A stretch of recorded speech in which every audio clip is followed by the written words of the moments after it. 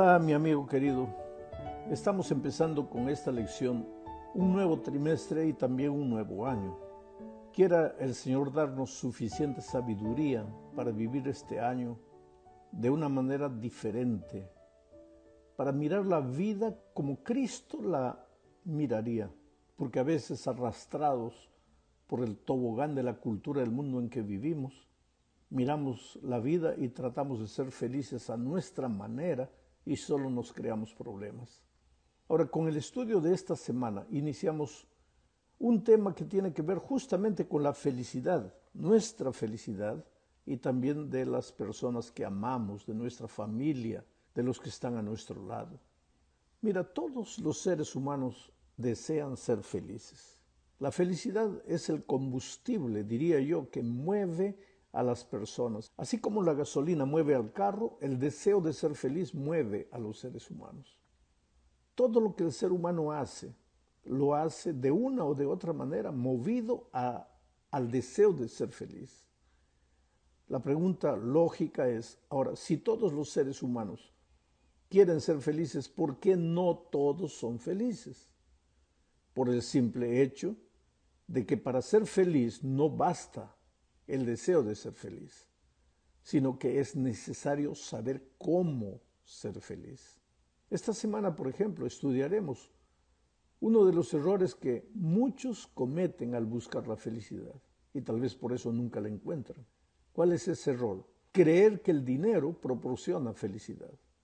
Ahora, este es un tema delicado porque, por otro lado, puede haber cristianos que caen en el error de creer que los hijos de Dios no deben preocuparse por el dinero porque nuestro hogar está allá en el cielo. Pero querido, mientras vivamos en este mundo, el dinero es importante. No me digas que no necesitas de dinero cuando llega el momento de pagar en la caja del supermercado, cuando llega el momento de pagar la renta, de pagar la escuela de los hijos, de comprar una ropa. Claro que el dinero es importante, porque los cristianos también vivimos en este mundo. Ahora, no es lo más importante en la vida del cristiano, eso sí, pero es importante. Sin embargo, el mundo en el que vivimos es un mundo materialista, es decir, solo piensa en el dinero y cree que la felicidad está relacionada solo con dinero y entonces busca el dinero a cualquier precio. Sin embargo, el apóstol Pablo dice en Romanos capítulo 12, versículo 2, lo siguiente: y no adopten las costumbres de este mundo, sino transfórmense por medio de la renovación de su mente, para que comprueben cuál es la voluntad de Dios, lo que es bueno, agradable y perfecto. Mira, el texto dice aquí que Dios tiene un plan para ti, una voluntad para ti. Y esa voluntad de Dios para ti, para tu vida, para tus planes, para tu familia, esa voluntad de Dios para ti es buena, agradable y perfecta. Pero para que esa voluntad divina se realice en tu vida, Pablo aconseja, no adoptes las costumbres de este mundo. No te dejes arrastrar por la manera de pensar de este mundo. Infelizmente, el materialismo de este mundo enseña que el dinero es lo más importante. Y esa teoría pues fascina, es agradable y engaña a mucha gente, inclusive a cristianos que caen en el tobogán del consumismo que los lleva irremediablemente a olvidarse de Dios y de la familia.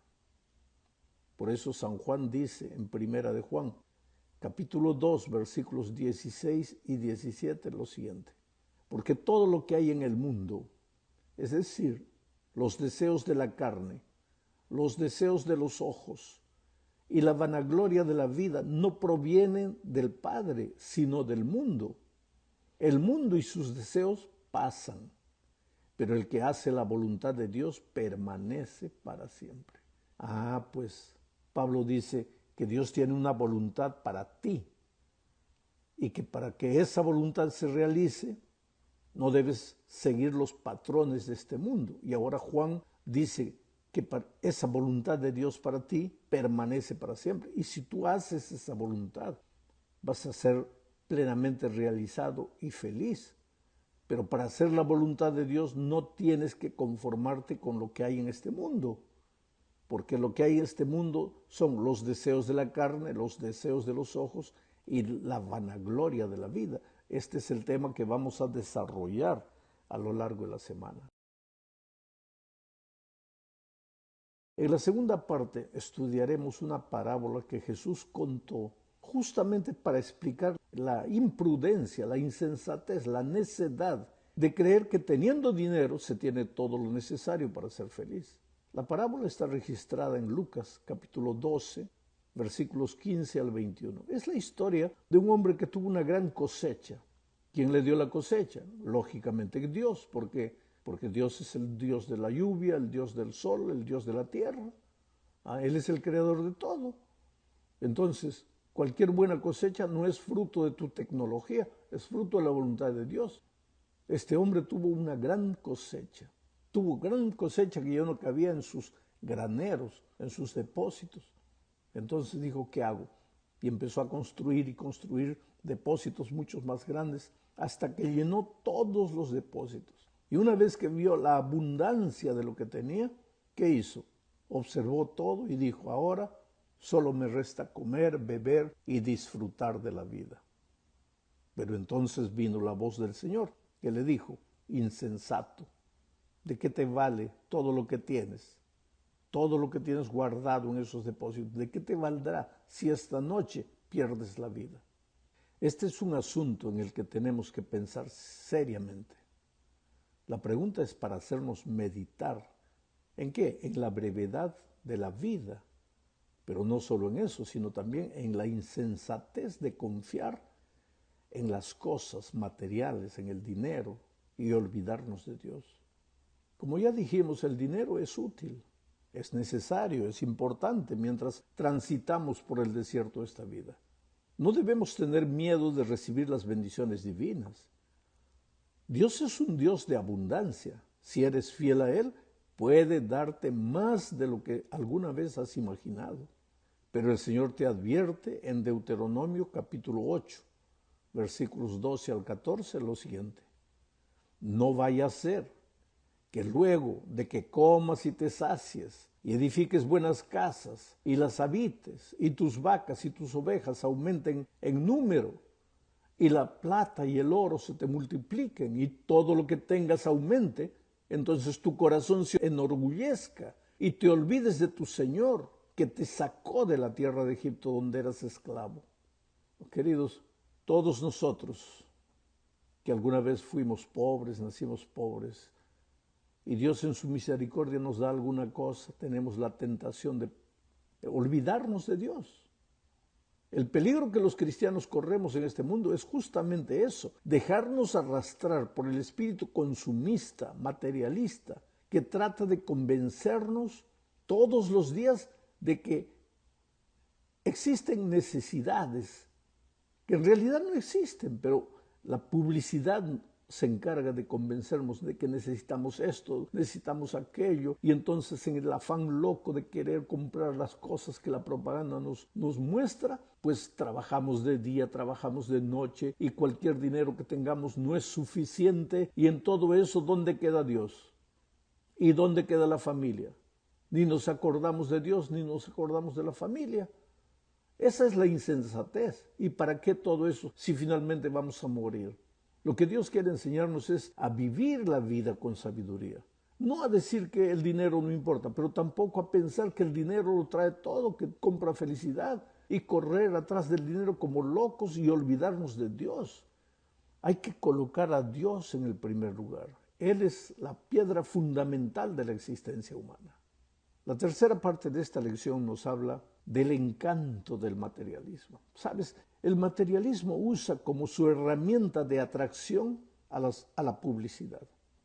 Así como el pueblo de Dios tiene el mensaje del tercer ángel para reunir a la humanidad al servicio de Dios, el materialismo tiene como su herramienta para juntar a toda la gente la publicidad. La publicidad trata de venderte cualquier cosa. Y para eso usa el encanto. Sabes que las empresas gastan millones de euros, de dólares en publicidad.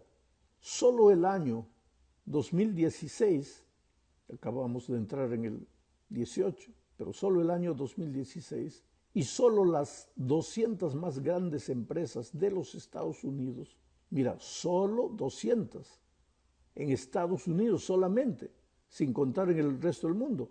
Esas empresas gastaron la escandalosa cifra de 137.800 millones. No estoy hablando de 1 millón, ni de 800 millones de dólares. Estoy hablando de 137.000 millones de dólares más 800 millones. Esto es dinero que tú no te da ni siquiera para imaginar. Eso es lo que las solo 200 más grandes empresas de los Estados Unidos gastaron en publicidad. La publicidad trabaja de una manera interesante, ¿sabes? Casi siempre usa gente hermosa y atractiva para promover los productos que vende. Entonces tú miras un comercial, una propaganda, una publicidad, y sin darte cuenta te ves a ti mismo allí dentro. No solo usando el producto, sino también igualito a esa persona que el anuncio que usa el producto. Tú ves la persona delgadita, bonita, jovencita, piel linda, cabello bonito. Y entonces yo que soy gordo, viejo, entonces ya sin darme cuenta me proyecto. Entonces quiero usar ese producto. Y ahí lo compro. ¿Para qué? Para ser igual a esa persona. Es así que trabaja la publicidad. El materialismo no sería tan eficaz si no fuera porque usa la sensualidad. La usa de manera sutil, a veces no tan sutil. Pero la sensualidad está entretejida en la publicidad. Ahora Juan llama la atracción de los ojos, la atracción de la carne, la frivolidad de la vida, la vanidad de la vida. Bueno, esa es la técnica más poderosa que la publicidad usa y que sin duda ninguna afecta como un veneno para arrastrar a los cristianos hacia el abismo del consumismo. Porque los cristianos también vivimos en este mundo, leemos periódico, andamos en la calle, vemos una propaganda ahí en la calle, nos informamos y en medio de la información viene la propaganda. Entonces, ¿qué pasa? Los cristianos también comenzamos a sentirnos infelices porque no podemos comprar el último celular, porque ya salió el 5, no, ahora quiero el 6, no, ahora viene el 7. ¿Y cuál es la diferencia entre uno y otro? Nada, pero solamente la cultura, la moda, y queremos tenerlo. ¿Y para qué usamos el celular? Ni siquiera para usar todas las cosas que tiene, que nos han vendido con la publicidad, porque solo hablamos y respondemos con el celular. Pero así es el arma de la publicidad. Entonces muchas veces ni te acuerdas de Dios confiando en la tecnología y en los productos que te vende la propaganda. En la cuarta parte hablaremos de lo que el materialismo desarrolla en la vida de las personas. ¿Qué cosa es? El amor exagerado al yo. Este es otro asunto delicado, porque por otro lado no puedes andar por la vida diciendo que no valgo para nada, yo soy un pobrecito, yo no. Tienes que tener un sentido correcto, un concepto correcto del yo, pero ese concepto correcto del yo va a estar amarrado a tu concepto correcto de Cristo. Cristo demanda que nos neguemos a nosotros mismos, niégate a ti mismo, pero no está diciendo tú no vales para nada. Lo que te está diciendo es, niégate a lo que tus ojos te convencen que necesitas, a lo que la carne te convence que necesitas. Mírame a mí y tu valor va a depender de mí. Yo soy la vid, tú eres el pámpano. Si tú estás ligado a mí, entonces vas a ser feliz, vas a ser completo, vas a ser fructífero, vas a ser bonito, pero como resultado de estar comunicado a mí. El problema es pues que la propaganda te enseña que solito puedes conseguir lo que tú quieras. Entonces, mientras Jesús te dice, niégate a ti mismo, que es lo que la publicidad te grita en la cara, ámate a ti mismo. Y entonces viene Pablo en Romanos capítulo 12, versículo 3, ¿y qué te dice? Digo pues, por la gracia que me es dada, a cada cual que está entre vosotros, que no tenga más alto concepto de sí que el que debe tener, sino que piense de sí con cordura, conforme a la medida de fe que Dios repartió a cada uno.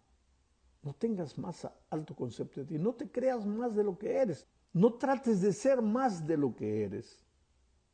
¿Por qué todo esto? Porque el primer pecado del universo fue justamente la insatisfacción con ser lo que se era, querer más de lo que se tenía. Por eso Dios le dijo a Lucifer después de la caída: se enalteció tu corazón a causa de tu hermosura, corrompiste tu sabiduría a causa de tu esplendor. Yo te arrojaré por tierra delante de los reyes, te pondré para que miren en ti, para que vean que la insensatez de querer ser más de lo que eres, de querer tener más de lo que tienes. Lucifer se autoengañó al creer que era mayor de lo que realmente era. Cuando dijo en su corazón: seré semejante al Altísimo, Lucifer reveló ambiciones egoístas, cuando él reclamó el derecho de tener lo que él no tenía. Y sabes, querido, el autoengaño y las ambiciones egoístas son dos rasgos de los que siguen a Lucifer hoy, a veces sin darse cuenta. Estos textos sobre la caída de Lucifer deben decirnos que en muchos sentidos el pecado original es el del narcisismo. ¿Qué cosa es narcisismo? El diccionario define el narcisismo como la fascinación desmesurada con uno mismo, amor propio, vanidad, solo piensas en ti. La ropa, ay, no combina con esto, ay, la moda es así, ay, tengo que hacer esto, ¿no? ¿Y cuál es tu patrón de referencia? La publicidad, lo que ves allá.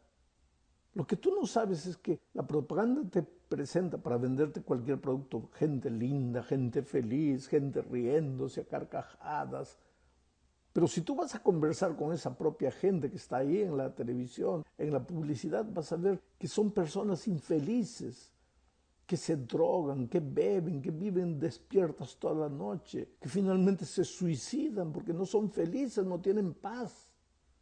Cristo es el único capaz de llenar de paz tu corazón. Por eso, al comenzar este nuevo año, trata de comenzar un año con Jesús.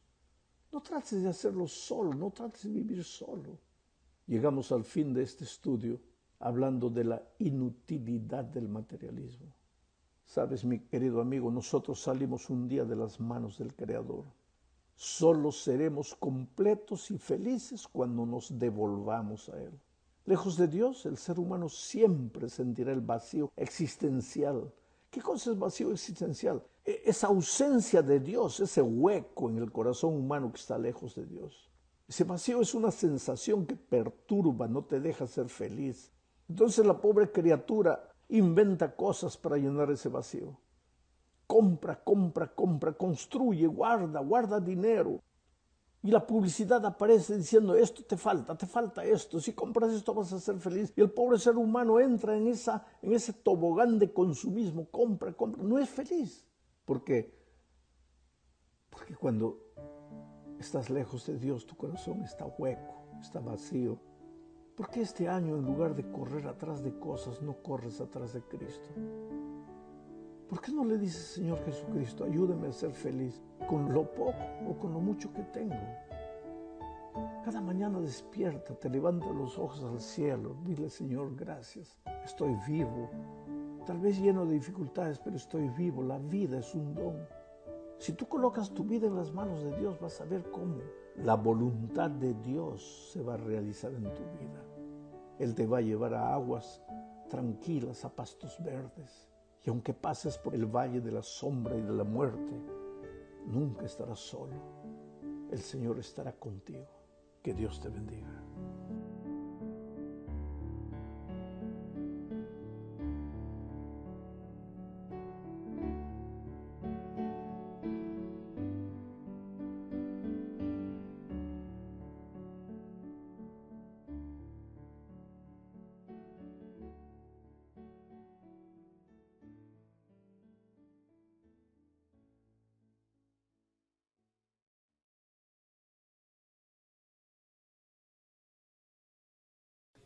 Vamos a abrir una vez más la epístola a los Filipenses, capítulo 3.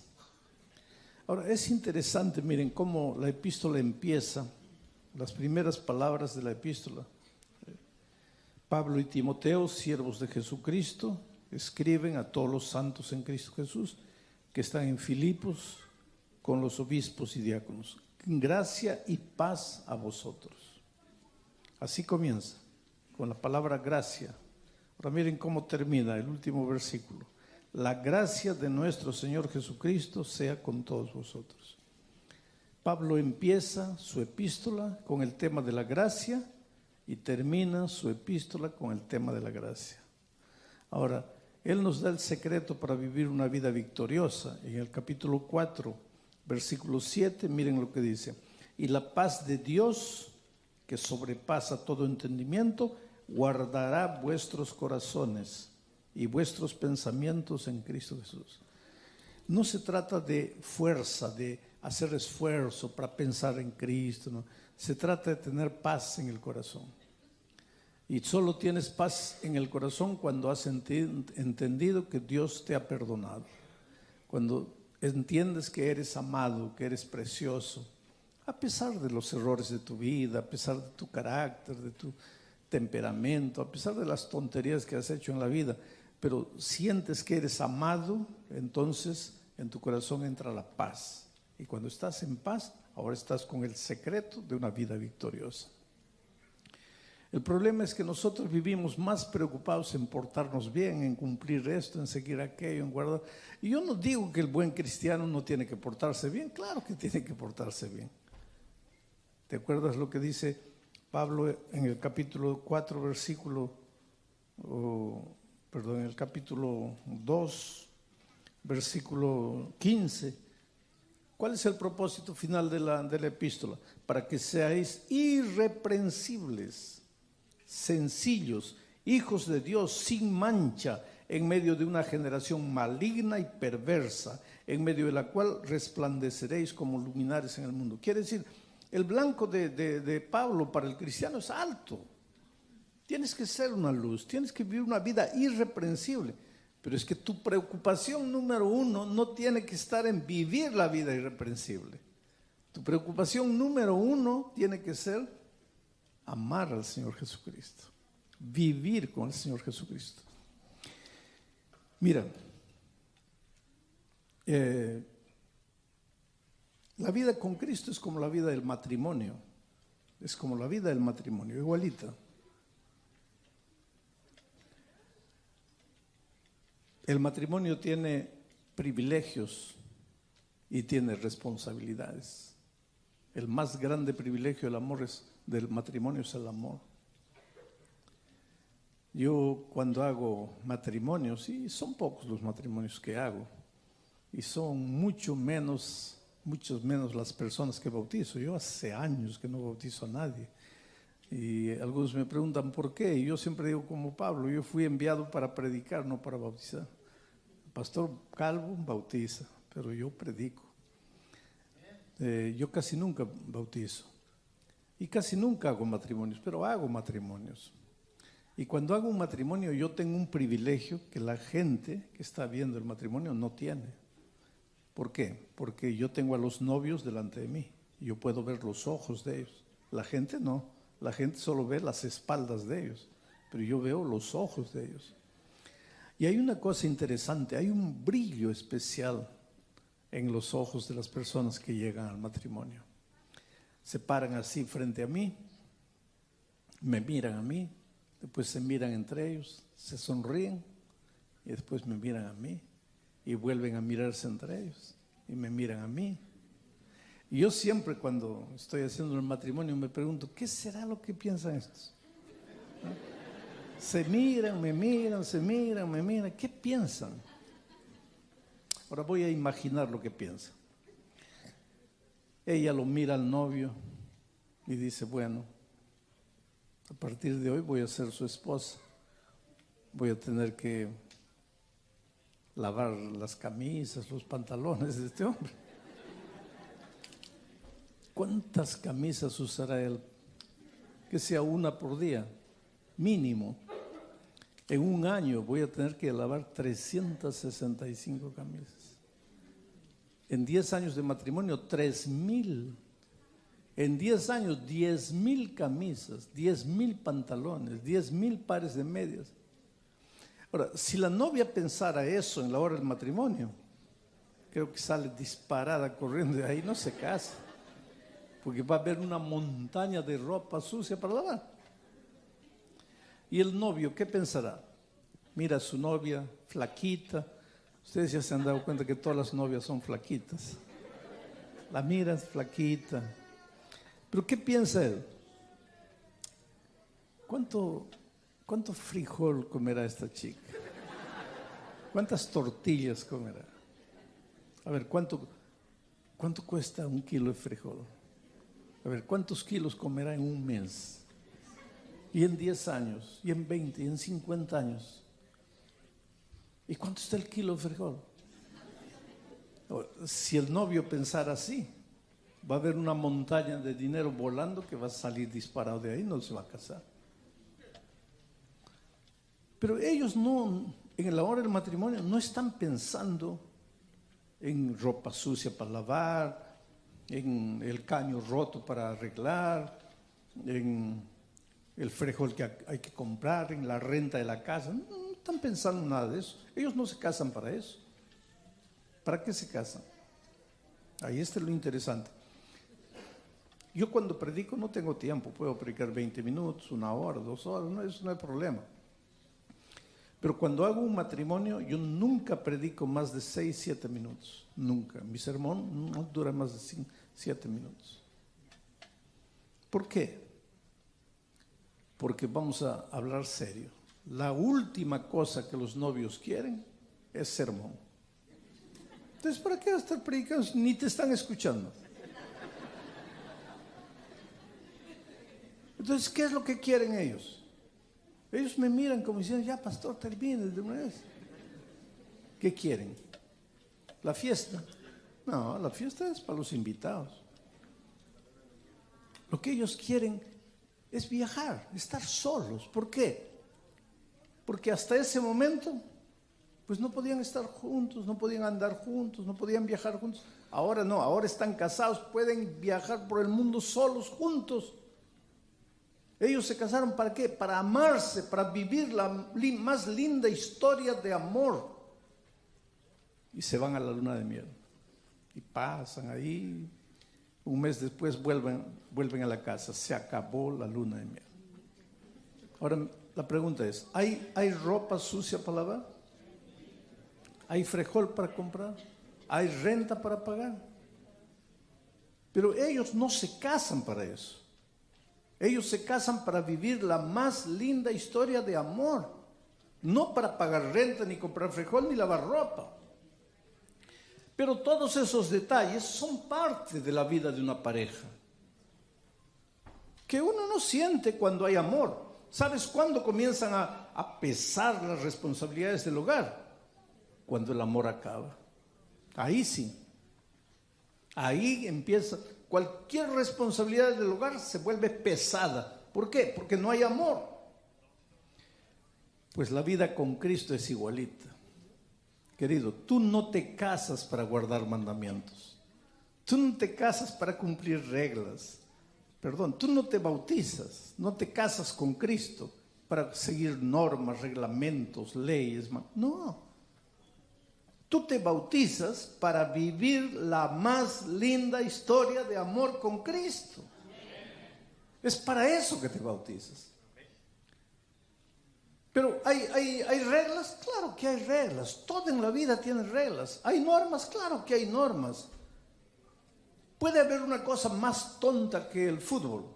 Me gusta mucho, pero tengo que reconocer que es una de las cosas más tontas que hay. 22 hombres corriendo atrás de una pelota. No puede haber nada más tonto que eso. ¿Por qué no le compran una pelota a cada uno y se acabó el problema? Me gusta el fútbol, pero tengo que reconocer que es algo tonto. Pero tiene sus reglas. No puedes agarrar con la mano, no puedes esto, no puedes aquello, y hay un árbitro corriendo atrás de todos ellos con el pito en la boca.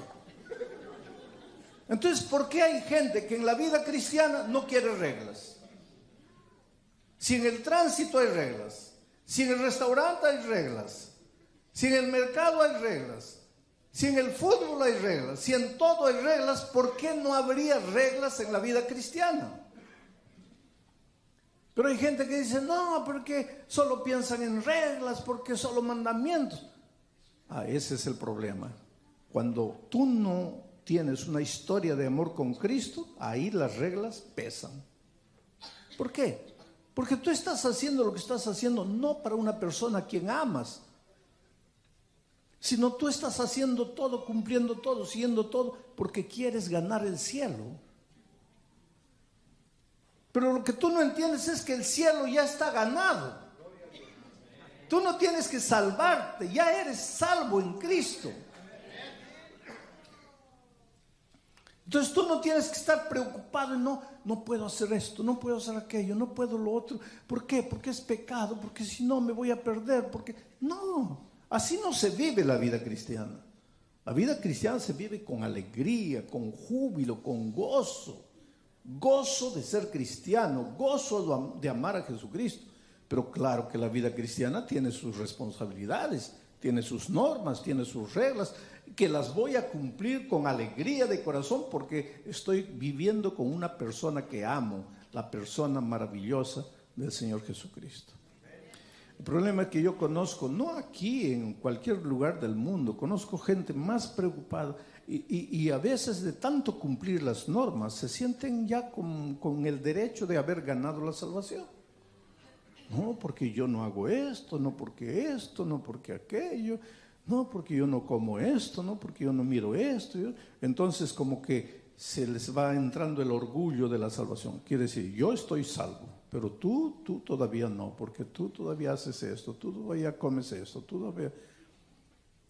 Ahora miren cómo Pablo encara esa actitud, y ese es el texto para esta tarde. Filipenses capítulo 4. Él está hablando aquí de las reglas, de las normas. En ese tiempo eran otras, era circuncisión, eso, aquello. Hoy día han cambiado las cosas.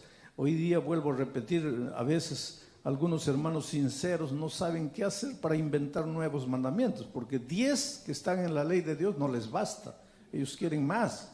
Entonces cada día inventan un nuevo mandamiento, y no sé de dónde inventan. Por ejemplo, yo en Brasil encontré una iglesia que... había un campo de fútbol al lado de la iglesia, al lado, en el patio. Y entonces la junta tomó un voto y dice, no, es pecado jugar pelota al lado de la iglesia, porque aquí está el santo templo de Dios, ¿cómo voy a estar pateando pelota aquí al lado?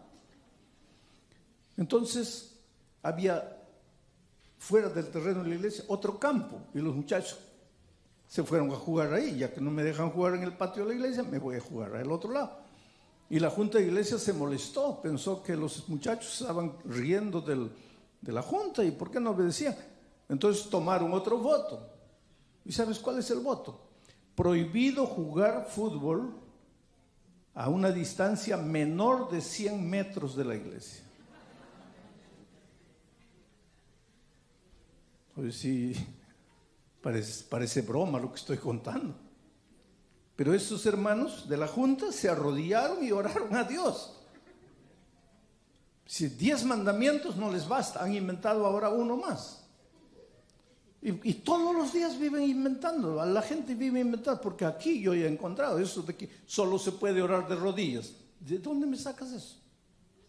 No, que el cristiano no festeja su aniversario, su cumpleaños, porque es de origen pagano. ¿De dónde te inventas tanta cosa? No, que en Navidad no se puede hacer el arbolito porque eso es pecado. No porque esto, no porque lo otro.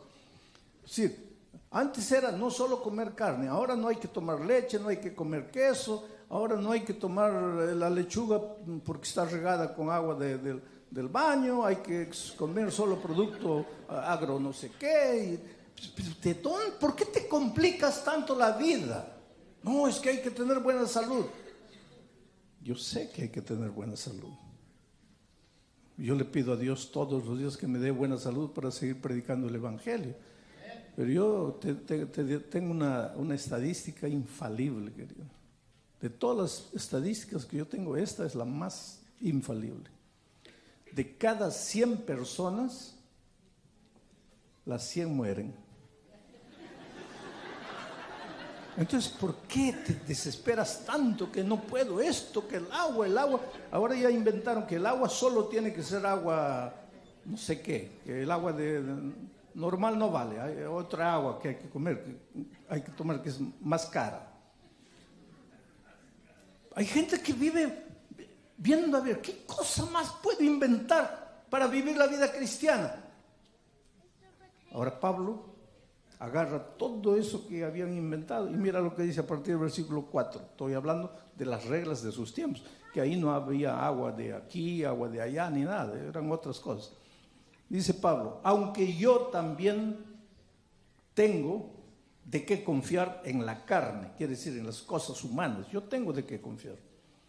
Si alguno piensa que tiene que confiar en la carne, está diciendo, si alguno piensa que cumple todo, que guarda todo, que sigue todo, yo más, dice Pablo, porque yo fui circuncidado al 8º día. Tú no fuiste circuncidado al 8º día. Él dice, porque yo fui circuncidado al 8º día.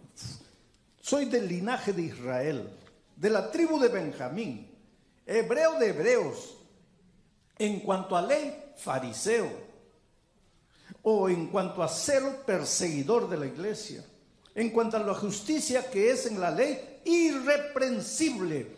Todo lo que inventan para cumplir, yo cumplo. Versículo 7. Pero cuantas cosas eran para mí ganancia, las he estimado como pérdida por amor a Cristo. Y ciertamente aún estimo todas estas cosas como pérdida por la excelencia del conocimiento de Cristo Jesús mi Señor, por amor del cual lo he perdido todo y lo tengo por basura para ganar a Cristo. Tremendo este Pablo. Dice, todas estas cositas que no es, que para mí eso es basura, porque yo solo Cristo. Ahora díganme, él vivió una vida que podamos decir, no, pues ese Pablo vivía, era un relajado espiritual, un liberal, hacía esto. No, querido, al contrario, él dice, si alguien quiere mirar a mi vida, que me mire, irreprensible. Nadie me puede apuntar un pecado. Si alguien en la iglesia se considera bueno, yo mejor que todos ellos. Y más adelante dice, seguid mi ejemplo, el versículo 17, hermanos, sed imitadores de mí y mirad a los que así se conducen según el ejemplo que tenéis en mí. Ese Pablo tremendo. Y ahora agarra todo eso, dice, tú no me puedes acusar de que yo esté haciendo nada de malo, no me puedes acusar, pero yo agarro todo eso y lo echo a la basura, porque de eso no depende mi salvación. Pero yo cumplo todo eso para que tú no andes escandalizado mirando mi vida. Tú que piensas que depende de eso la salvación, yo lo cumplo. No me puedes decir que no lo cumplo, pero yo lo agarro y lo echo a la basura, porque para mí el vivir es Cristo. Mi vida solo viene de Cristo. Y sabes, es duro, querido, pero hay que aprender. Una vez, una señora trajo a su esposo para hablar conmigo, por la fuerza, él no quería. Ahora tú vas a decir, ¿cómo es que un hombre va a hablar con el pastor si él no quiere? Es que la esposa lo trajo. Pero ¿cómo la esposa tiene tanta fuerza así para traerlo? A la fuerza. Pues te voy a contar la historia. Yo era director de jóvenes hace muchos, muchos años. Y un día mi secretaria entra y me dice, hay una señora y su esposo que quieren hablar con usted. Era lunes. La historia es la siguiente. Este hermano era un anciano de iglesia. de aquellos ancianos conservadores, celosos, que no se puede hacer esto, que esto es pecado, que el mundo está entrando a la iglesia, y cada vez que subía al púlpito le daba palo a la iglesia, porque la juventud, porque esto, porque aquello, porque lo otro. Y pues todo el mundo lo miraba como el ejemplo del hermano conservador. Muchos pensaban, si ese no se salva, nadie se salva. Porque ¿quién? Pues el hombre perfecto. Y el sábado él predicó un sermón, un sermonazo de aquello. Se llevó 8 libros del Espíritu de Profecía al púlpito y los fue leyendo y leyendo, porque la hermana dijo, ay, miren lo que dice, porque esto, porque aquello. Y en eso no está nada de malo. Yo creo en el Espíritu de Profecía. Lo que la sierva del Señor ha escrito son consejos sabios para su iglesia en estos tiempos. No sustituyen la palabra de Dios, pero son consejos inspirados. ¿Por qué yo creo en Elena de White? Porque yo entendí lo que es justificación por la fe, salvación por la gracia, cuando leí un librito llamado El Camino a Cristo, que es mi libro de cabecera. Yo ya debo haber leído más de 300 veces. Ese para mí es el compendio de la salvación. Cuando yo leo El Deseo de todas las gentes, me emociono con la manera como ella describe la vida del Señor Jesucristo. Cuando yo leo El Conflicto de los Siglos, me admira la manera como ella tiene una visión del futuro y de la venida de Cristo y la vida de los cristianos en los últimos tiempos. Yo creo en el Espíritu de Profecía. Y aunque ustedes no se den cuenta, en todo lo que predico está metido el Espíritu de Profecía. Pero nunca me van a ver venir aquí sin Biblia y con libros del Espíritu de Profecía, porque el púlpito es para predicar la palabra. Y ella misma dijo, mis escritos son una luz pequeña que ayudan a la luz mayor, que es la palabra de Dios. No son sustituto de la palabra de Dios, son una luz menor que ayudan. Hay una cosa que les puede asustar a ustedes. La Iglesia Adventista tiene 28 doctrinas, 28. Ninguna de ellas fue sacado de los libros del Espíritu de Profecía.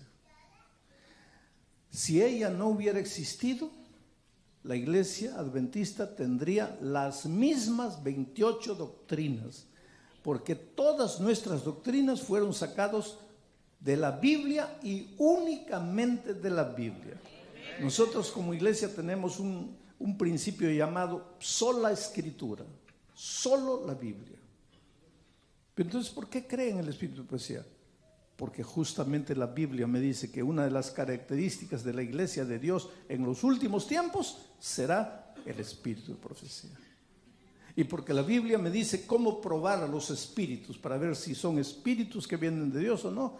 Y ella, la sierva del Señor, encaja en las pruebas bíblicas. Por eso yo creo en ella. Pero no creo que es un sustituto. Sus escritos no son sustitutos de la palabra de Dios y ella tampoco. Hoy día, si ella resucitara y vería y viese cómo muchos usan sus escritos, la pobrecita se moriría de nuevo de infarto. No aguantaría como algunos usan sus escritos para hacer tonterías, para decir tonterías que ella nunca dijo. Hay que saber estudiar lo que ella ha escrito. Bueno, pero lo que les estaba diciendo era que este hermano pues predicó un sermón lindo con los libros, ¿verdad? Y cuando llegó a la hora de comer, al almuerzo, la esposa sirvió el almuerzo. Hoy almorzamos en la casa de una familia linda aquí de la iglesia, en la casa del pastor, pero el pastor no cocinó, quien cocinó fue la esposa. ¿Dónde está Clemencia? Está allá, muy bien, estaba rica la comida. Y con qué cariño presenta el plato a la mesa, ¿no? Y así la esposa de este anciano fue, pues con todo cariño, el arrocito. Pero siempre el sábado es un día más corrido, pues no hay tiempo para preparar todo. Entonces el arroz estaba medio crudo. Entonces cuando el esposo lleva el arroz a la boca, siente que... y habla una palabra fea, una lisura. Le sale así. Los hijos reunidos, la esposa lo mira. y con esa manera bonita de las esposas, ¿no? Y dice, pero papi, acabas de predicar un sermón tan bonito y solo porque el arroz me salió crudo, hablas esa cosa fea. ¿Para qué? El hombre perdió la paciencia, agarró la vasija de arroz, ¡pah!, la tiró contra el suelo. Y no contento con eso, se levantó para golpear a la esposa. Y no era la primera vez, la golpeaba, solo que la iglesia nunca supo eso. Yo espero que aquí no haya un esposo que se atreva a tocar a su esposa para golpearla. Tócala así con cariño, ¿no? Pero para golpearla. Porque si hay uno aquí, pastor, ahí yo le voy a pedir que me llegue el tanque, pero no de agua, de hielo, de hielo. Y yo quiero rebautizarlo y dejarlo media hora remojándose abajo. Ningún hombre tiene derecho a agredir a la esposa, ni con palabras, ni con hechos. Pero este anciano, con su espíritu de profecía y todo, perdió la paciencia, fue a golpear a la esposa. El hijito de 12 años, que ya estaba grande, porque nuestros hijos crecen. Cuando son niños, ya, come, sienta, calla, entra, sal. Pero cuando crecen, queridos, y los hijos crecen, cuando crecen, él fue a agredir a la esposa y el hijito de 12 años se paró entre la esposa y la mamá. Y dijo, no, a mi mamá no la vas a pegar. Y el hijito nunca había hecho eso. El hombre se asustó, que vio a su hijo malcriado, enfrentando al papá. Entonces sacó la correa y dijo, hijo malcriado, te voy a enseñar a guardar el 5.º mandamiento. ¿Qué dice el 5.º mandamiento? Honra a tu padre y tu madre. Te voy a enseñar a guardar el 5.º mandamiento. Porque él era especialista enseñándole a guardar mandamientos a todos. Y mientras él se iba a enseñarle al hijo a guardar el 5.º mandamiento, la esposa se fue al cuarto, agarró la bolsa y ya se estaba saliendo a la calle. Entonces él corrió, se paró en la puerta. ¿A dónde vas? Y ella dijo, voy a la policía. En Brasil acababa de salir una ley. ¿Hay algún brasileño aquí? ¿Conocen? Oh, está lleno de brasileños. ¿Conocen a la ley María da Peña? Ay, Señor, la ley María da Peña. Marido que golpea a la esposa y si la esposa denuncia, porque lo que a veces falta es el valor de la esposa denunciar. Pero un marido allá en Brasil que golpea a la esposa y la esposa denuncia, de acuerdo a la ley, derechito al hueco ahí en la prisión, al hueco. Vas a hablar de aquí a 24 horas. 24 horas, antes de eso no te atiendo. Y el tipo tembló, porque la esposa estaba en la puerta, me voy a la policía. Y dice, no puedes. ¿Por qué no puedo? Porque la hermana de White dice que no debemos llevar nuestro problema a la gente de afuera. Pues él se conocía a la hermana de White de memoria, ¿no? Pero la esposa lo miró y le dijo, así. Y la hermana de White dice también que me puedes pegar, que puedes hablar lo que acabas de hablar, que puedes echar la vasija de arroz al suelo, que puedes hacer todo lo que estás haciendo en sábado. La hermana de White dice eso también. No, pero es que mira, tú no puedes ir. ¿No? ¿Por qué no puedo ir? No, pero mira el escándalo, yo soy anciano de iglesia. Así. No, pero no puedes hacerme eso. Y las esposas, queridos hermanos, esposos, les digo una cosa, las esposas son más inteligentes de lo que tú imaginas. Ellas ya saben cuándo estás en su mano. Y esta señora ya se dio cuenta, este pobrecito ya está aquí. Y entonces le dijo, ¿no quieres que vaya a la policía? No, por favor. Bueno, solo hay un camino para no ir a la policía. ¿Cuál es? El lunes a primera hora vas a hablar con el pastor Bullón, tú, yo y él. Ahí él pensó, ¿no? Policía, pastor Bullón. Prefiero pastor Bullón. Porque este hermano era de aquellos que pensaban que yo estaba destruyendo la iglesia porque predicaba la justificación por la fe, porque predicaba la salvación por la gracia. Él pensaba que yo era de esos liberales que estoy acabando con la iglesia, que lo que hay que predicar es el mensaje del tercer ángel, que es cuando el corazón del mensaje del tercer ángel es la justificación por la fe. Bueno, pero él tenía sus ideas de mí, entonces no quería ni verme, pero entre ver a la policía y verme a mí, pues prefirió yo, y fue así que él apareció en la oficina. Y se sentó ahí, la esposa dice: mire, pastor, este hombre que está aquí es mi esposo, primer anciano de iglesia, pero este hombre hace esto. Y la esposa comenzó a contar todo. Sabe que hay momentos difíciles en la vida de un pastor, y ese era un momento difícil para mí, porque yo no sabía qué hacer, porque ese hombre, a medida que la esposa hablaba, pobre, se hacía chiquito en la silla, chiquito. Yo no quería mirarlo para no avergonzarlo más, porque el pobre estaba destruido, y la esposa y nada, no paraba. Hasta que la esposa acabó, ya no le quedó más. Y ahí lo miré a él llorando. Y dice: pastor, todo lo que mi esposa dijo es verdad. Y hay otras cosas que ella no ha dicho, porque ella no sabe. Pero ahora, pastor, yo voy a contar todo. Y comenzó a contar. Y lo que él contaba, la esposa abría los ojos así, porque no podía creer que su esposo hacía todo eso. Pero él hacía cuando ella no lo veía. Pero lo que me dolió fue que él en un momento comenzó a llorar a gritos, ¿sabe? Así, a gritos comenzó a llorar. De manera que mi secretaria abrió la puerta para ver qué está pasando, porque el hombre lloraba a gritos, se descontroló. Y dice así: pastor, de alguna manera yo agradezco que todo se descubrió, porque ahora me voy de la iglesia. Se acabó, me salgo de la iglesia. No se puede, pastor, vivir la vida cristiana, cumplir todo lo que Dios pide, es imposible. Yo lo he intentado, yo me he esforzado, 30 años me he esforzado, he fracasado.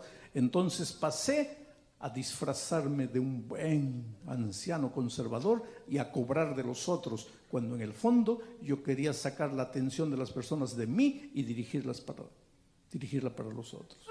Pero pastor, se acabó, ahora se acabó, me voy. Es imposible vivir la vida cristiana. Pero yo te pregunto, ¿qué opciones tienes en la vida? Opción número 1, vivir con Jesús la más linda historia de amor, y como consecuencia de eso, vivir una vida bonita, linda, de armonía, de paz, irreprensible delante de los hombres. Ese es camino número 1. La otra, sacar los ojos de Cristo y concentrarte en las prohibiciones, las normas, las reglas, en tu conducta, en tu fuerza de voluntad, y de alguna manera vas a aprender a disfrazar, pero no vas a vivir la vida auténtica que Cristo quiere que vivas. Solo tienes esos 2 caminos. Por eso es que necesitas ir a Jesús. Olvídate de, no, que conservador, que eso, que olvídate. Ve a Jesús, vive con Jesús, busca a Jesús, llora a los pies de Jesús, cuéntale tus tristezas, tus luchas, tus penas a Jesús. Ábrele a Él tu corazón, muéstrale quién eres. A los hombres puedes engañar, a Él, ¿qué le vas a engañar? Él sabe todo. Dile: Señor, mira, este soy yo, pero no quiero ser así. Tú eres poderoso, cámbiame. Habla con Dios. Y en esa comunión maravillosa, el carácter de Jesucristo se va a ir transmitiendo, se va a ir pasando al tuyo. Porque la convivencia es así, ¿sabes?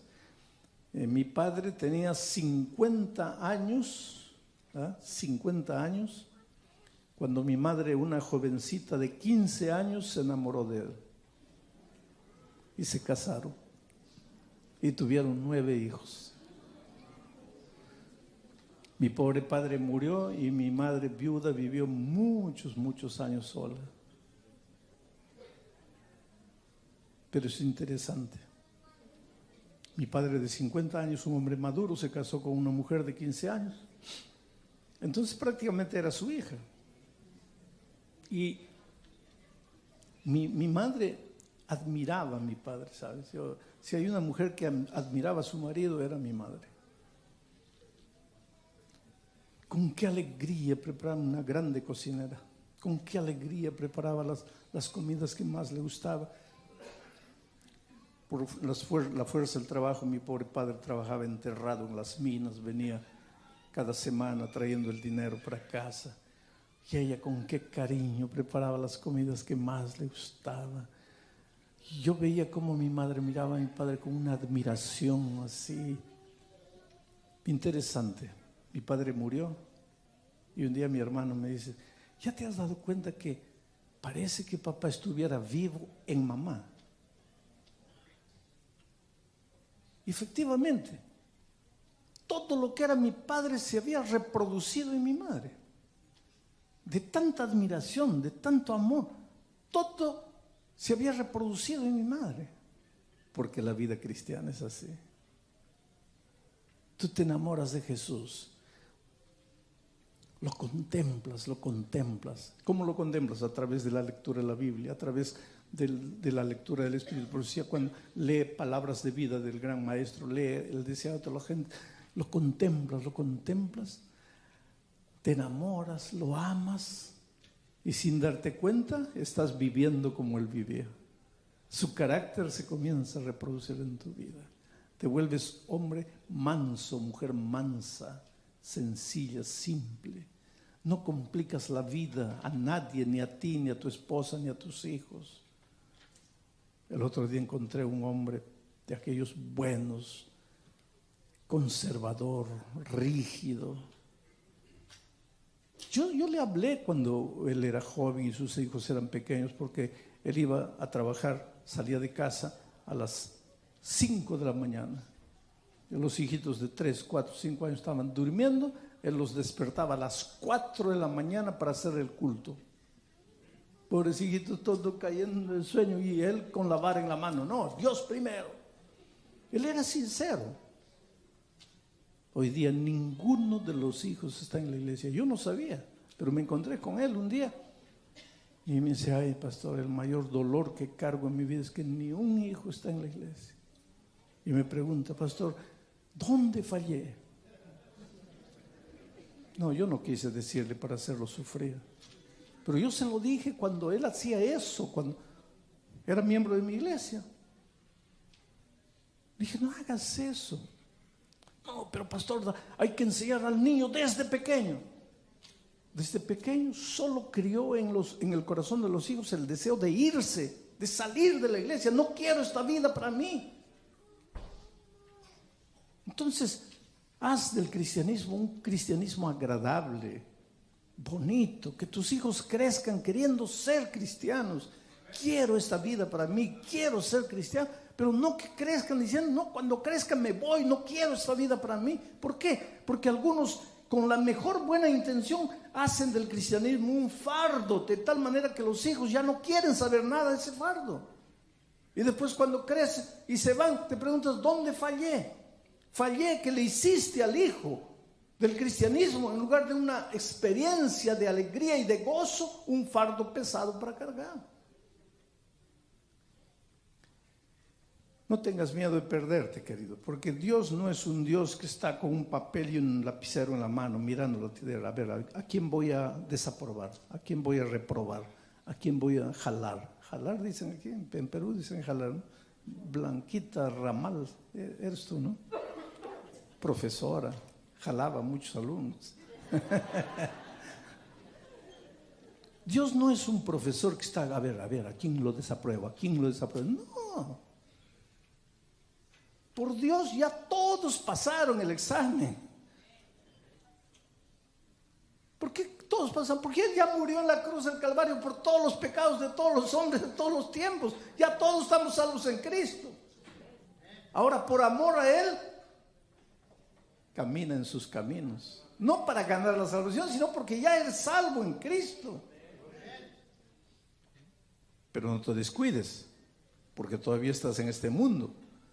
Y al menor descuido viene el diablo, te da una rastrera y caes. Entonces siempre vivo, siempre atento, siempre dependiendo de Dios. No porque estás salvo ya vas a vivir como quieras. No. Ojo vivo, atento. Porque el enemigo está listo a destruir tu vida. Pero si tú vas así, querido, vas a alcanzar el día glorioso de la venida de Cristo con todos tus amados para vivir eternamente con ellos. Ahora yo voy a hacer una última invitación esta tarde. ¿Será que alguien que durante la semana ha estado viniendo aquí y que todavía no ha decidido bautizarse, quisiera decirle a Dios esta tarde: Señor, yo quisiera prepararme para bautizarme? Si la vida cristiana es tan bonita como el pastor está hablando, yo quiero ser un cristiano. Entonces no estoy diciendo que te vas a bautizar ahorita, aunque si quieres bautizarte, ahorita el pastor se mete al agua, no hay problema. Pero digo, bautizarte, prepararte para el bautismo. Si no te has levantado anoche, no te has levantado otros días, pero esta noche estás aquí y quisieras decirle: Señor, yo quiero pertenecer a tu ejército, yo quiero caminar contigo. Quisieras levantarte y venir aquí para hacer una oración especial para que Dios te ayude a caminar de victoria en victoria. ¿Hay alguien que quiere hacerlo? Yo voy a estar orando. Si tú sientes que Dios te está llamando, que Dios tienes que prepararte para formar parte de la familia de Dios en esta tierra, no tengas miedo en levantarte y venir.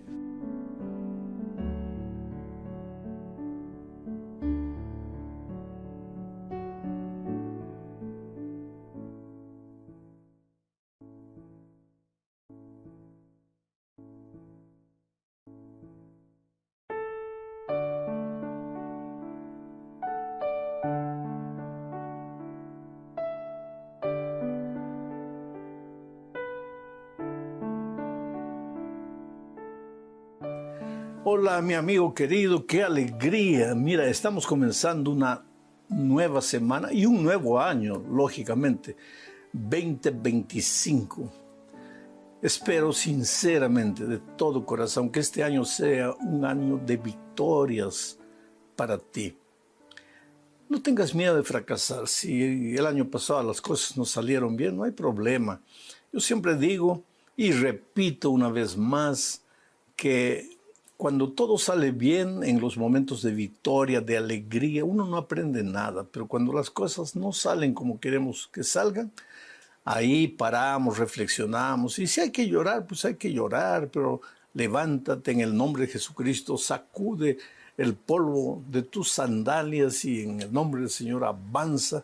Porque este año va a ser un grande año, un recomenzar, un dejar para atrás todo lo que no salió bien y emprender nuevos desafíos, fijarse en nuevas metas, nuevos blancos y caminar atrás de ellos. Bueno, vamos a la lección número 1 para el 4 de enero del año 2025.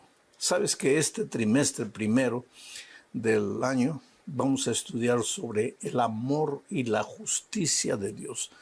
Son temas interesantísimos, porque vamos a entender que el amor de Dios no está reñido con su justicia, ni la justicia con el amor. Dios es amor y al mismo tiempo Dios es justicia. El título para la primera lección del año es Dios ama de pura gracia. Y el propósito de esta lección es mostrar que el amor de Dios por el ser humano es infinito, es inmensurable, no acaba nunca. Pero que ese amor no le sirve al hombre de nada si el ser humano no se apodera, no se apropia del amor de Dios. Entonces vamos a la primera parte de este estudio bajo el título de Más allá de las expectativas razonables. ¿Por qué dice más allá de las expectativas razonables? Porque la razón no puede entender el amor de Dios. Entender el amor de Dios sería entender a Dios, pero Dios es infinito, Dios es incomprensible para la mente humana. No porque quiera ser un Dios misterioso, porque no quiera ser entendido, simplemente por la naturaleza divina y la naturaleza humana. Nuestra cabecita, humanamente hablando, es como un vaso. Y Dios es como todo el agua del mar. Dime una cosa, ¿cómo puedes hacer caber todo el agua del mar en un vaso? Entonces, ¿cómo podrías tú con tu mente humana entender la grandiosidad de Dios? Es imposible. Y si Dios es amor, tampoco puedes entender el amor de Dios. Por eso es que el amor de Dios está más allá de cualquier expectativa razonable. Dios no nos ama porque merezcamos. Nadie merece el amor de Dios. Dios nos ama simplemente porque nos ama. Eso está más allá de la comprensión humana. Vamos a leer Éxodo capítulo 33, versículo 19. Mira lo que dice. Y le respondió. ¿Quién le respondió? Dios a Moisés. Le dijo, yo haré pasar todo mi bien delante de tu rostro y proclamaré el nombre de Jehová delante de ti. Y tendré misericordia del que tendré misericordia. Y seré clemente para con el que seré clemente. Este incidente entre Dios y Moisés sucedió después del fracaso catastrófico de Israel, cuando Moisés subió al monte Sinaí para recibir las tablas de piedra de la santa ley de Dios. El pueblo se entregó a la idolatría. Y pues la consecuencia del pecado es la muerte. El pueblo debería morir, pero Moisés intercede por el pueblo. ¿Y qué Dios dice? Yo perdonaré a mi pueblo. Yo tendré misericordia de quien tenga misericordia.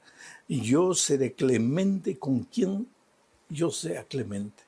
En otras palabras, Dios no estaba derramando su amor sobre el pueblo de Israel porque el pueblo hubiese hecho algo que agradase a Dios. Al contrario, había caído en la miserable idolatría, se había colocado con los planes divinos, se había rebelado contra Dios, había desconfiado de Dios, se había entregado a ídolos de esta tierra y sin embargo Dios los continuaba amando.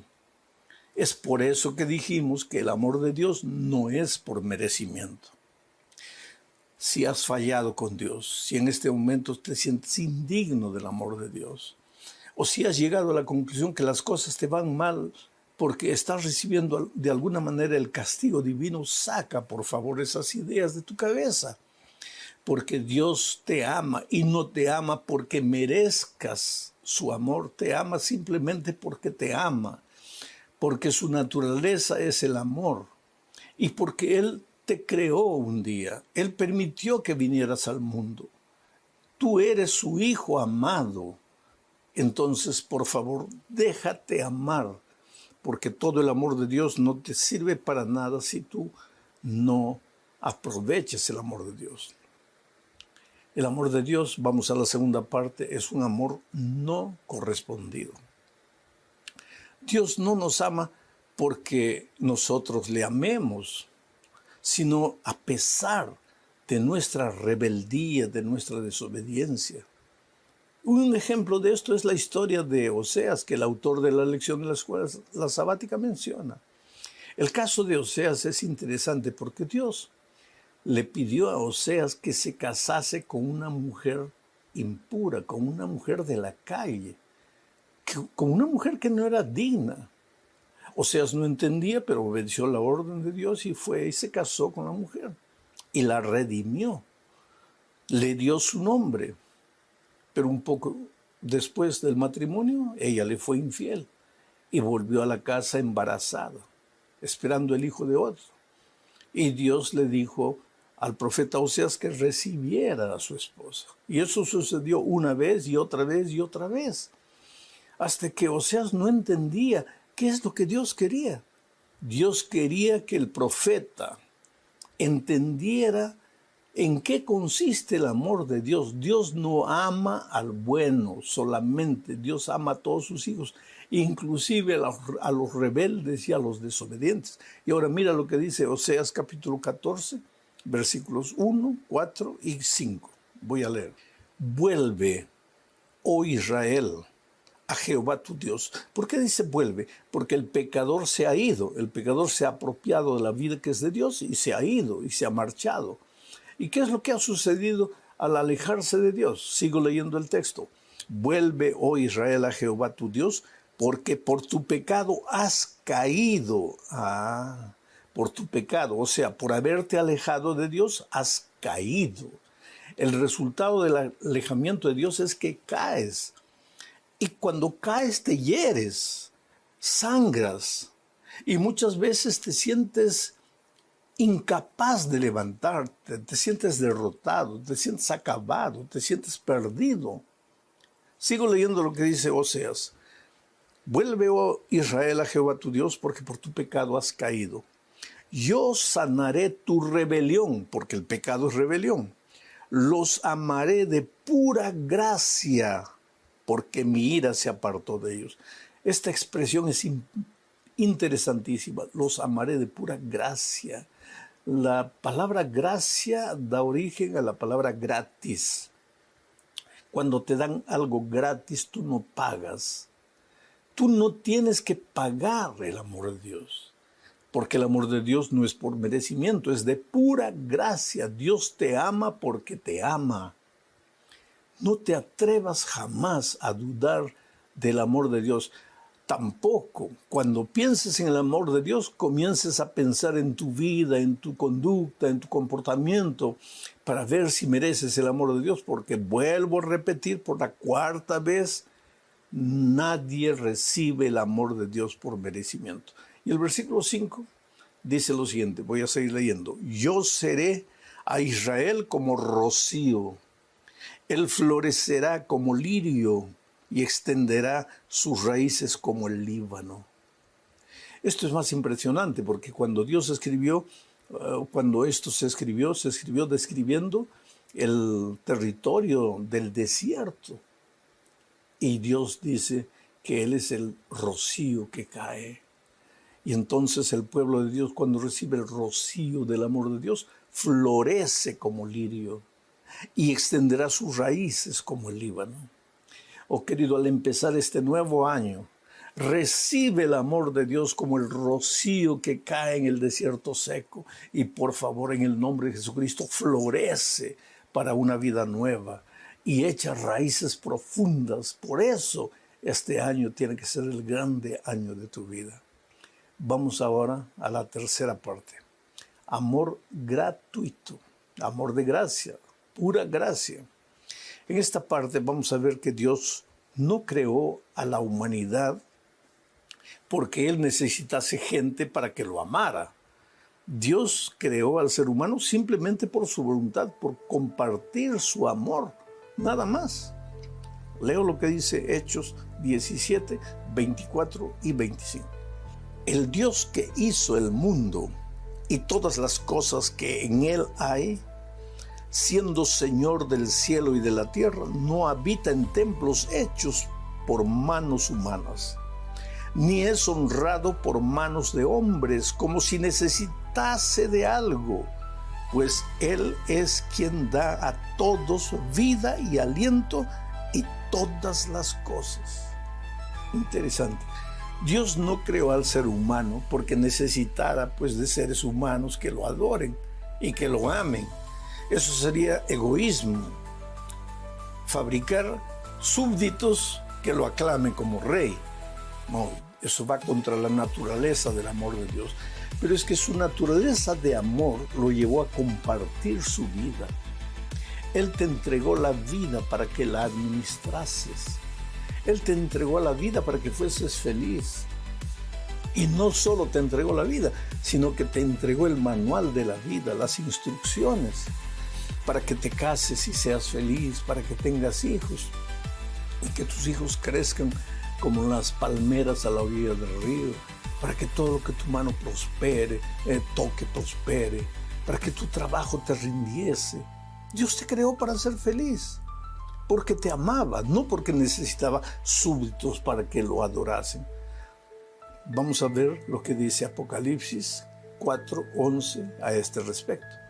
Dice: Señor, digno eres de recibir la gloria y la honra y el poder, porque tú creaste todas las cosas y por tu voluntad existen y fueron creadas. Estas palabras son palabras de los redimidos. Cuando el mundo haya acabado, cuando la historia haya acabado, cuando los redimidos hayan ido al cielo, ellos cantarán y dirán: Señor, digno eres de recibir la gloria. ¿Por qué? Porque creaste al ser humano solo por tu voluntad, por tu misericordia. No solo creaste al ser humano, sino todas las cosas. Ahora, aquí hay una parte que me impresiona. Dice: porque creaste a todos, no solo a los buenos. Dios creó a todos buenos, pero algunos se hicieron malos. ¿Por qué? Porque por su amor también nos creó con libertad. Y muchos, usando mal su libertad, escogieron el camino de la rebeldía. Y entonces, pues, se metieron en problemas, porque ya dijimos que el pecado te hace caer y cuando caes te hieres. Vamos a la cuarta parte de este estudio. Muchos son los llamados, pero pocos los elegidos, los escogidos. Aquí vamos a ver que el amor no obliga a nadie a recibir ese amor. El amor es entregado de gracia, pero la persona tiene que aceptar ese amor porque quiere, voluntariamente. No es obligada a aceptar el amor de Dios. En Mateo capítulo 22, versículo 1 al 14, se presenta la parábola de las bodas del rey. Voy a explicar un poco esta parábola. El hijo del rey celebra bodas y entonces el rey manda a sus súbditos a invitar a todos que vengan a la fiesta. Algunos no quieren. Entonces él manda por segunda vez. De esta vez las personas maltratan a los emisarios que llevaban la invitación.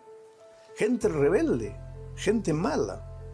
Ahí esa parábola del amor de Dios, que invita a todos, porque todos fueron invitados, no solo unos pocos selectos.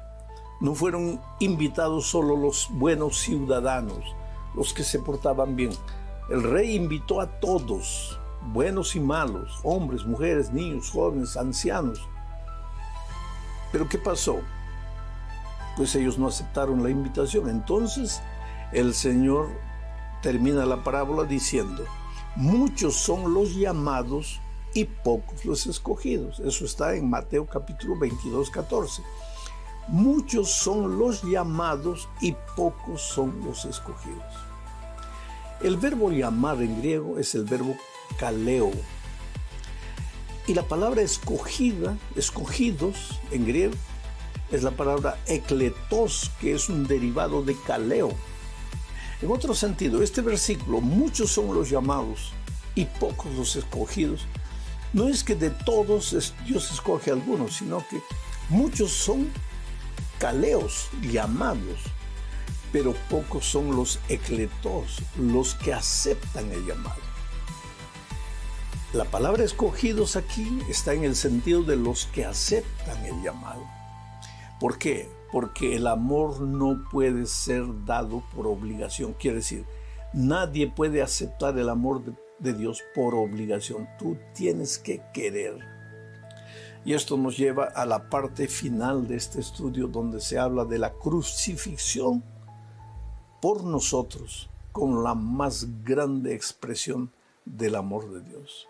Y para eso leemos lo que Pablo dice en Romanos capítulo 5, versículos 6, 7, 8. Dice así: porque Cristo, aun cuando éramos débiles, a su tiempo murió por los impíos. La palabra débiles está como sinónimo de pecadores, de gente rebelde, gente que se apartó de Dios. Porque Jesús, aun cuando éramos rebeldes, dice, Él murió a su tiempo por nosotros. Sigo leyendo el versículo 7. Ciertamente apenas morirá alguno por un justo.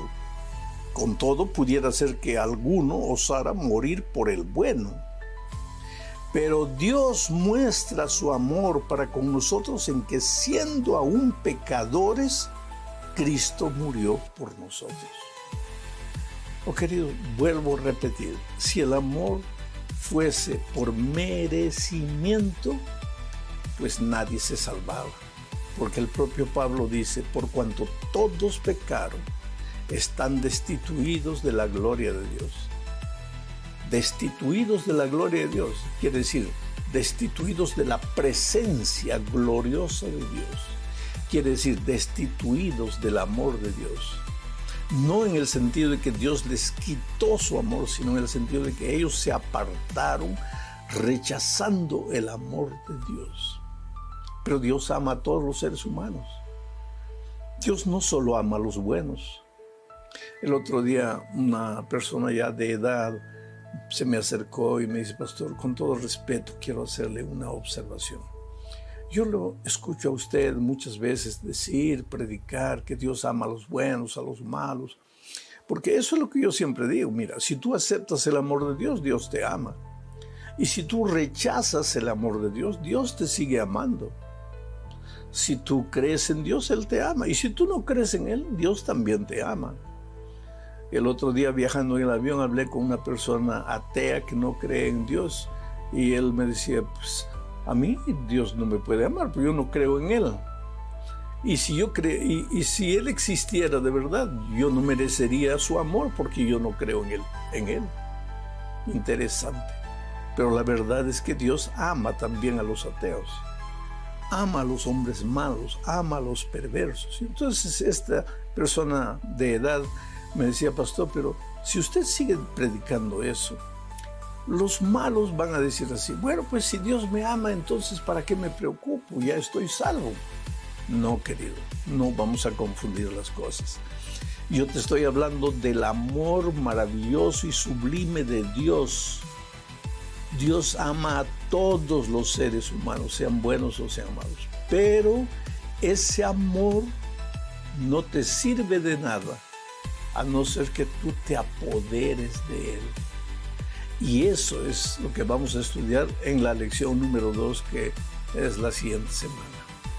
Por ahora solo quiero decirte que tú eres precioso a los ojos de Dios, que Él te ama. No te dejes llevar por la conciencia, porque tu conciencia te va a acusar, te va a decir que tú no mereces el amor de Dios. No te dejes llevar por la voz del enemigo, porque él va a susurrar a tus oídos diciendo que tú eres indigno del amor de Dios. Y en realidad todos somos indignos.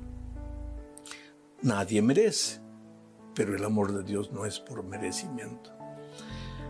Jamás entenderemos su amor. Pero cuando te sientas herido, perdido, acabado, destruido, cuando sientas en algún momento de la vida por algún error que hayas cometido que solo mereces la muerte, recuérdate del amor precioso de Dios. Él nunca deja de amarte, pero espera ansioso que tú percibas lo que estás haciendo y te levantes y vuelvas a Él, que es capaz de restaurarte. Un abrazo, mi amigo querido, que Dios te bendiga ricamente.